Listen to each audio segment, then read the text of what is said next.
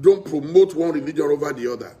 There are Nigerians today who are convinced that there is a Fulanization agenda, there is an Islamization agenda. Why? The only way you can do it is by force. The only way you can do it is to be in power forever and use force to enforce those things. It's not enforceable. There is no country in the world that has been enslaved by anybody perpetually. It has never happened. It will not happen in Nigeria. Your religion is your religion. My religion is my religion. It's nobody's business what I may decide I don't want to be a Muslim, I don't want to be a Christian. That's my right. And it's enshrined in the Constitution of Nigeria. Nigeria is a secular society. How can anybody say an Igbo man cannot be president of Nigeria and I will accept it? Then it shows how brainless I am. If I'm the president of Nigeria today, I would have turned Southeast Nigeria into the hub, our own Silicon Valley. These are people endowed. They are as brilliant as the Chinese, the Koreans, and the Indians put together. We have them. Why are we not using them? But because there was a civil war before, and we said we have forgiven ourselves, and now, but you are forgiving yourselves, but an Igbo man cannot become anything in Nigeria, cannot be president, cannot be trusted to be Inspector General of Police, cannot be trusted. Why? Look at Joe Biden. He has already appointed Nigerians into his government. Already. Before his inauguration, he already appointed Nigerians. He didn't say, because they say Nigerians, so they are very corrupt people, all those stupid, sentiments that people express against us. He appointed them. Why? He saw their talent.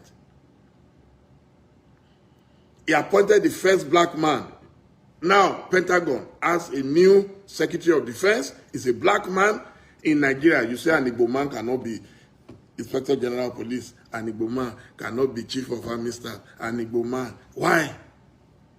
So if you don't want them, if you don't trust them, and they say they want to go, then so why are you then stopping them? Why are you stopping them?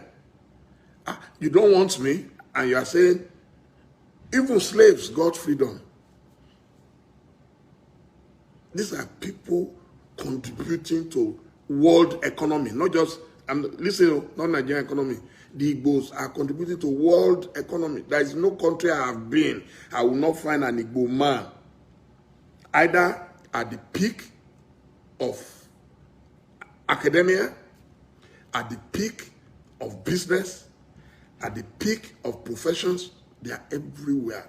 Medical doctors, surgeons, lawyers, bankers, they are everywhere. And then we come back to Nigeria, you are discriminating against them.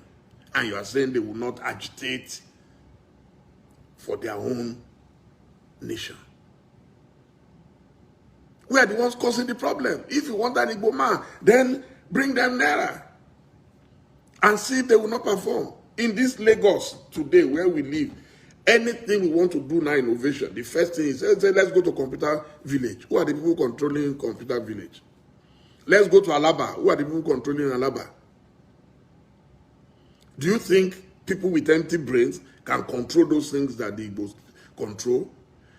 Even with all this fight, Biafra, if you go to Kano today, without the Igbo selling spare parts, nobody will function. All the cars there will come to stand still. You go to Sokoto, you will meet them there. Go to Borno, go to Iraq, go to Afghanistan, you see Igbo man doing great.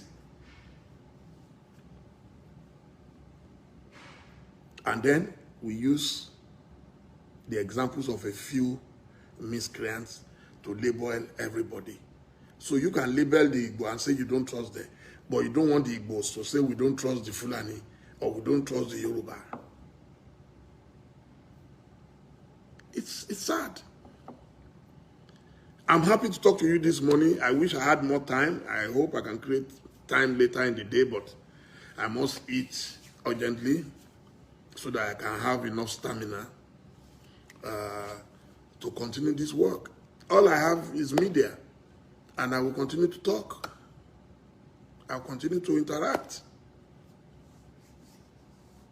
I didn't know so many people could join me. Right now, we have 1.8K on Facebook already.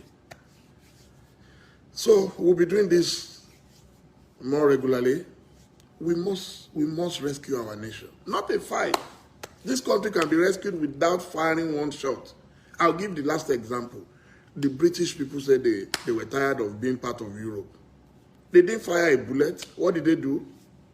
They went, did a referendum, like Mazin Amdekano has been calling for over Biafra, that I'm not saying we should fight with a gun. Let's do a referendum.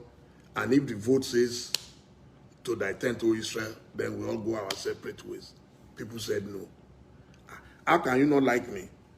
And you are forcing me to remain with you. You must choose one.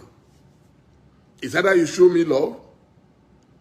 I always tell people, I said everywhere I worked, if I know I'm no longer functioning and I'm tired of the place, I resign and go.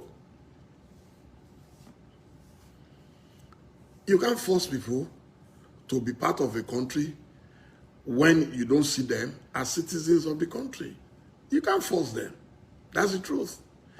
I'll give the example of Britain again.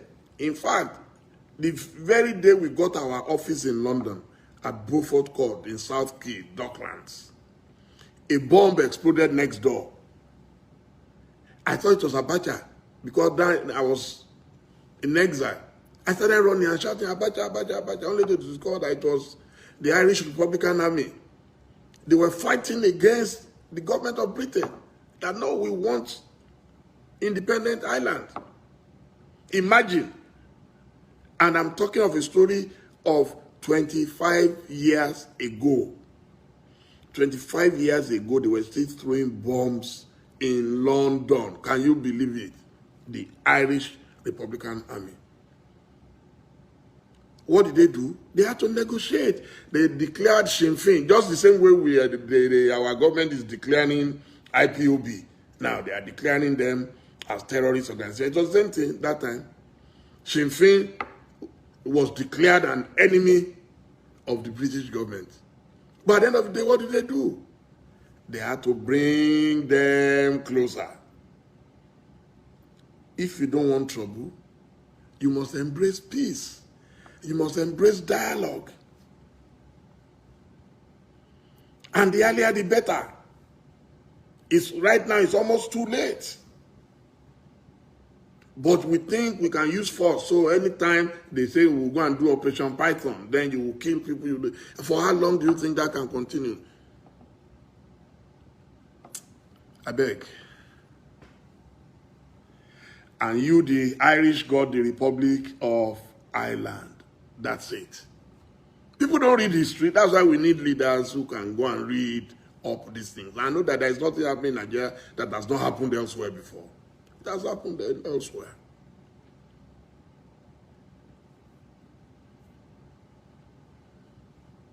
You know? So it is well. It is well. It is well. Have a blessed day, and if we have another opportunity, we will chat later today. Thank you so much. God bless you all. Goodbye.